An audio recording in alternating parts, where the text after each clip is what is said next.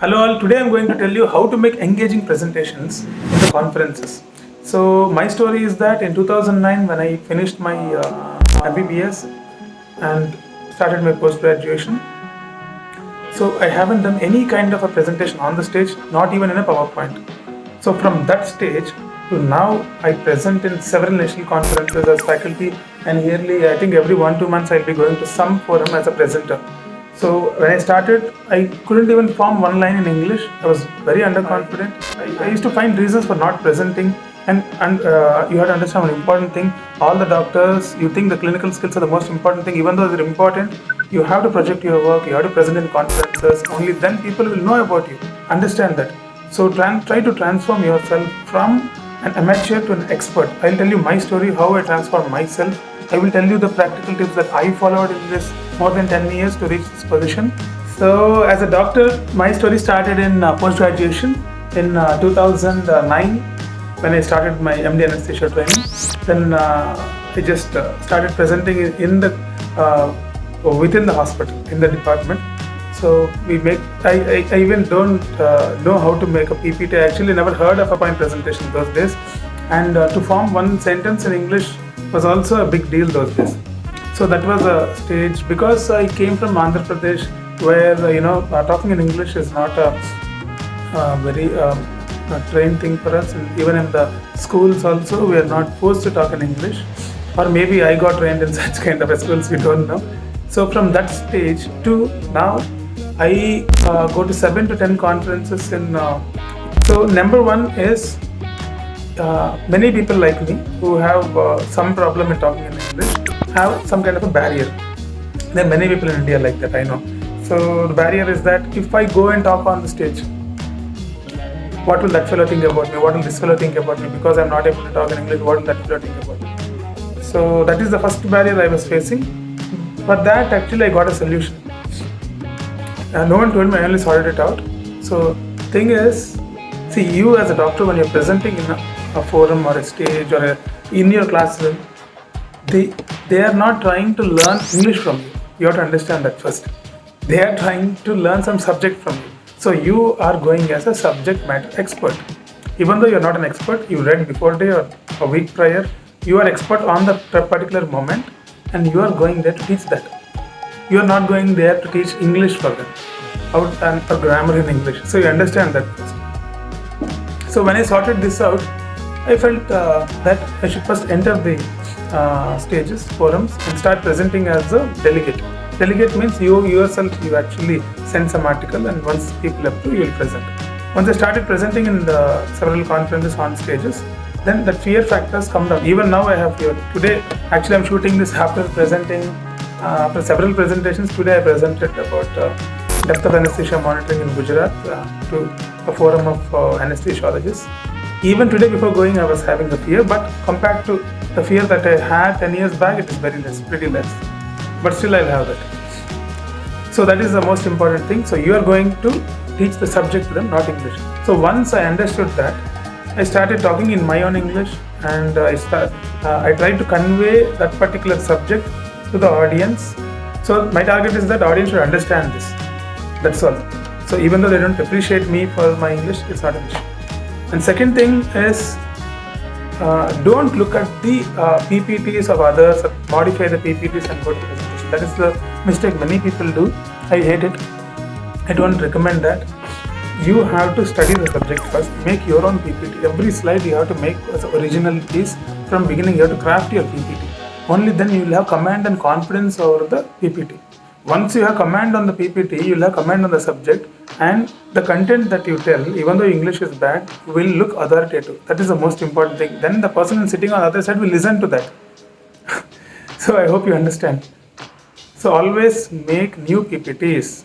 Read the subject. If you want to see the other PPTs, how the people have done, but don't modify the PPTs and just present off something. You don't get an ownership on the PPT.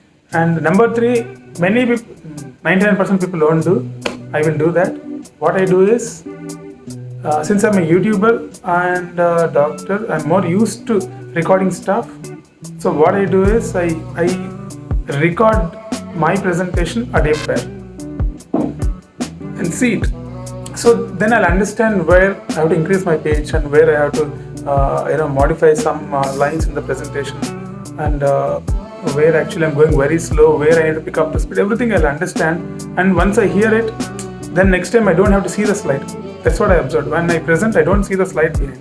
I just see the audience, and I know what's coming next.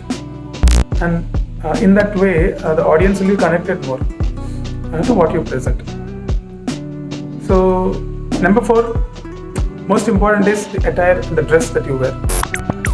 Wear a blazer. Don't go with a wrinkled shirt and one small tie and all that. Wear a blazer. Look professional, and then you get into the character of a presenter. So I'll tell you with an example. I was shooting I was recording some videos prior on some character called as Don and his brother, and then so that time what I understood is, if you actually wear a mush and if you try to get into some character, you start behaving like that. Hope you are understanding. In the same way, when you wear a blazer, or when you wear a proper shoe and a proper perfume, and when you go in front of the audience, then you get into that character and that confidence will build. So dress and the dress is the most important thing that many people don't focus on. So you need to have 4 to 5 blazers according to. Every year you buy a blazer.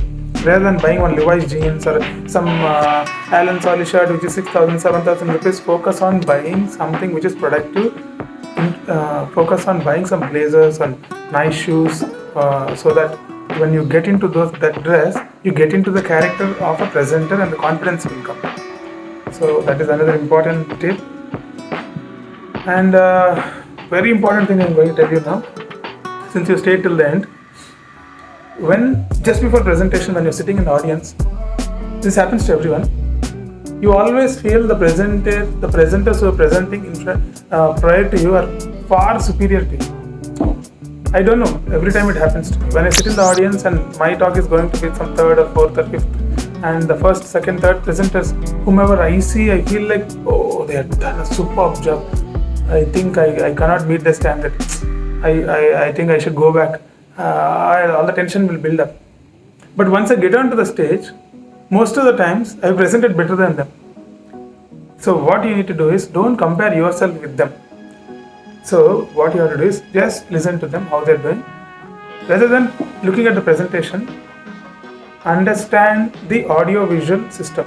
Where is the mic located? How far the mic will move? If you want to walk on the stage and do, and how is the podium presented?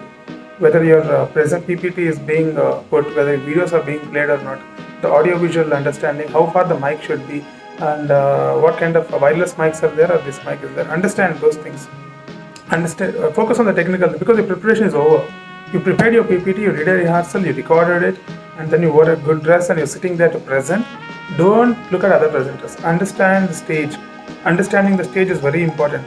Understand the stage and how the lighting is there, where the mic is located, and then your presentation won't have any hindrances when you're presenting. That's what I feel. And the last but not the least, for beginners mainly, suppose you screwed up everything. You stumbled and you got a mind block and you couldn't answer, and the English was so bad, people are laughing, and it was like crazy, insane bad, and you're feeling very bad. But one thing you remember, you tried. You tried according to the person who is laughing at you has never tried. You tried, man, even though English is bad, and you tried, you went onto the stage, you put in the effort and you tried. That fellow has not done that. Try to understand this. So use all the principles that I followed and try to make confident and engaging presentations. Okay, the moment people see you confident on the stage, they get engaged. Later on, whatever you tell, they listen. So you follow the tips, and I'm surely telling you this presentation is going to change your life and the way you look at the presentations.